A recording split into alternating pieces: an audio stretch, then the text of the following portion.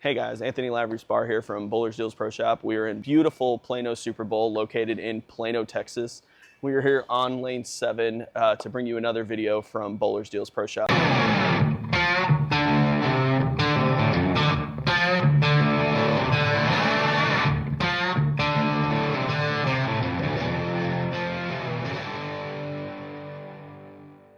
Today we're going to talk about one of the drills that I like to work with my students on. We've been doing a lot of lessons lately. We're going to bring to you a couple of coaching videos as well.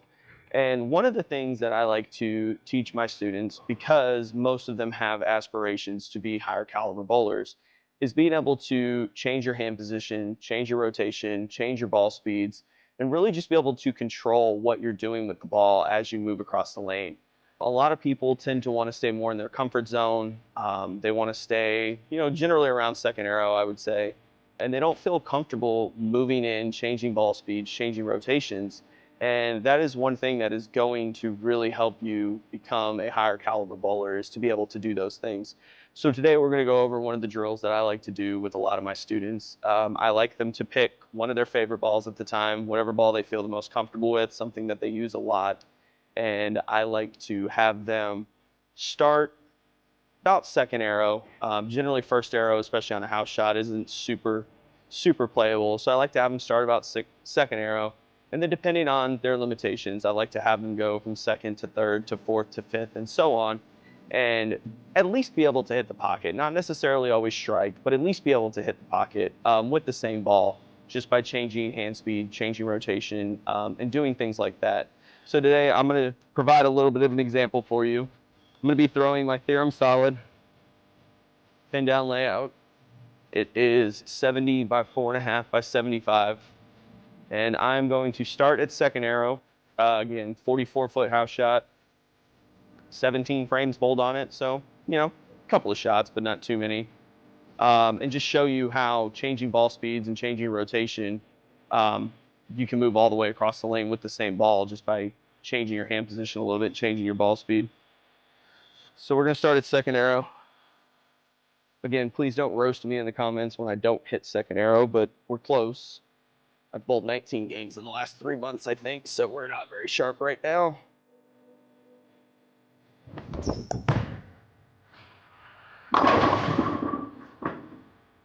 It's actually pretty close to second arrow. So as you can see with that one, tumble it a little bit more, get my hand a little bit more at the back of it, not very much rotation. See it roll a little bit more forward down the lane, definitely controls the lane a lot. For me, with my rev rate, having to play a little bit straighter like that, generally I would be in a urethane ball. But again, it's something that you have to learn to get to a higher caliber level, is to be able to do different things with your hand, be able to change how your ball sees the lanes, just given different situations. All right, so off the second arrow, we're going to move to third now. Like I said, when I'm playing a little bit straighter like that, generally I'd be using urethane. But one of the things for me when I'm playing that straight with the reactive ball is I like to use my middle finger a little bit more instead of my ring finger. Generally use your ring finger to create rotation, and that's your dominant finger. When I'm trying to play a little straighter, I definitely like to use my middle finger a little bit more. Try and get my hand to roll more up the back of it. So we're gonna move our feet a little bit, give it a little more angle through the front of the lane. We'll be going third arrow now. Use our ring finger, create a little bit more rotation. Definitely not maxing out the rotation by any means yet.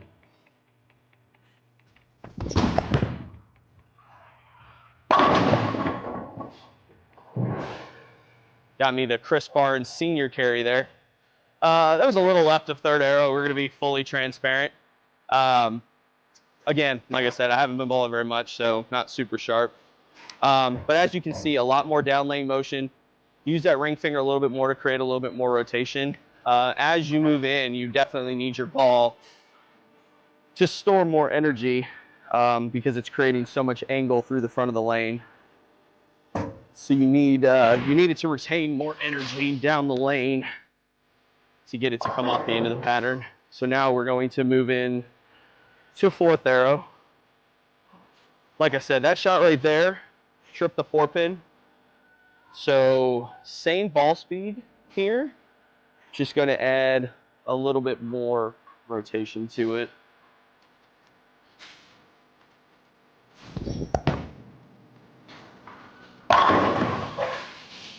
So as you can see, 3 consecutive shots, second arrow, third arrow, fourth arrow. Again, please don't roast me that they're not exactly over the arrows. Same ball, 3 consecutive shots.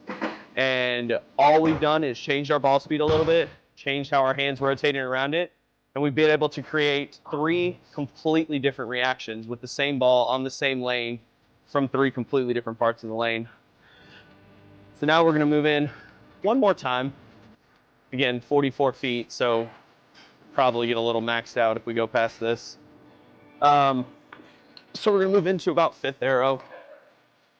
Definitely rotate it a little bit more, soften up our ball speed. Our first shot from 2nd arrow, I know you can't see the speed, was 17.4. And then from 3rd arrow, it was 16.8, and then that was 16.3. Target goal on this one is probably gonna be around 16.0. A little bit softer ball speed, a little bit more rotation. And again, completely different parts of the lane, and all we're doing is changing our hand position and our ball speed to make our ball react completely different.